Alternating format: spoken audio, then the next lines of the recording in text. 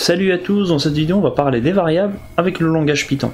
Alors les variables c'est un concept qui est très répandu dans les langages de programmation, ce n'est pas spécifique à Python, et les variables vont nous servir comme conteneur pour stocker des données, des valeurs, afin de les réutiliser un peu plus tard dans notre code.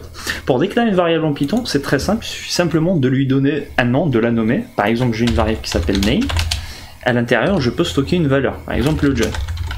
Maintenant, si j'ai envie d'afficher la valeur qui est stockée à l'intérieur de ma variable name, il suffit simplement de faire un print et le nom de ma variable.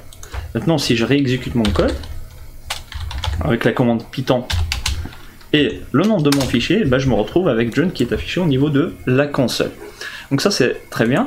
Je peux aussi réaffecter le contenu de ma variable. Maintenant, je suis plus satisfait de John comme valeur qui est stockée, mais j'ai envie de stocker Toto. Donc là, pareil. Ça va m'afficher Toto. Comme je vous l'ai dit lors de la précédente vidéo, l'interpréteur de Python va exécuter ligne par ligne. Ok, donc la dernière valeur qui est stockée au niveau de la variable name, ça va être Toto. Donc je peux stocker des chaînes de caractères de cette manière, on en reparlera un peu plus tard lors de la vidéo qui sera consacrée aux chaînes de caractères, mais je peux aussi stocker des noms. Par exemple, j'ai une variable âge qui va valoir 20. Si j'ai envie de l'afficher, ça ne lui pose aucun problème à Python et il va me l'afficher. Donc par exemple, si je fais une réaffectation de ma variable à ce niveau-là, âge, je dis maintenant elle est égale à 50, et que je refais un print,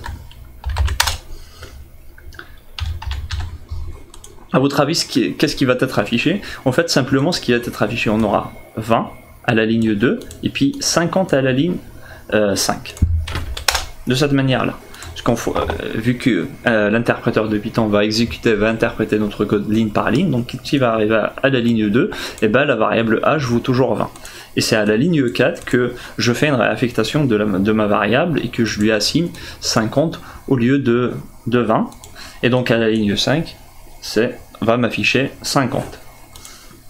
Donc voilà un petit peu pour les variables en Python. Ce qu'il faut savoir aussi, c'est que même s'il n'y a pas de mots-clés de déclaration d'une variable, comme par exemple en JavaScript on a des mots-clés tels que let ou const pour déclarer des variables, il faut respecter quelques règles. Par exemple, vous ne pouvez pas commencer par un nombre. Par exemple, je nomme ma variable 5 prénom, ça c'est interdit par Python, et vous voyez que déjà mon éditeur de code me souligne. Il s'agit simplement d'une erreur. Donc ça, je peux pas faire. Par contre, je peux placer un nombre à la fin de ma variable ou en plein milieu. Ça ne lui pose aucun problème. La seule règle à suivre, c'est de bien nommer ces variables à ce qu'ils aient du sens. Aussi, si on a une variable avec un nom composé, on ne peut pas les séparer par un espace. Par exemple, le nom de famille, je ne peux pas l'écrire de cette manière-là.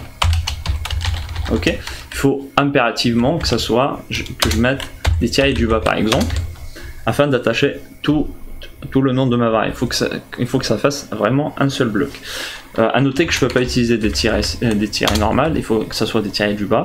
Et je peux aussi, par exemple, si je veux, écrire de cette manière-là. À noter que la convention en Python, ça va être plutôt d'utiliser des tirets du bas pour nommer ces variables. De cette manière. Et aussi, une dernière chose sur les variables, on ne peut pas utiliser des mots-clés qui sont réservés dans le langage Python. Par exemple, je ne peux pas nommer ma variable avec le mot-clé for, qui est un mot-clé réservé en Python et qui simplement permet de déclarer une boucle en Python. Je ne peux pas faire ça, je ne peux pas faire un while, etc. etc. Donc les mots-clés réservés en Python, c'est interdit.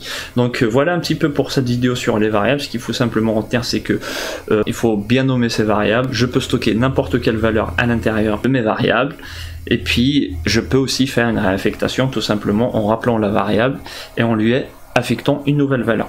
Donc merci beaucoup d'avoir visionné cette vidéo. N'hésitez pas à vous abonner à la chaîne si le contenu vous plaît et à très vite.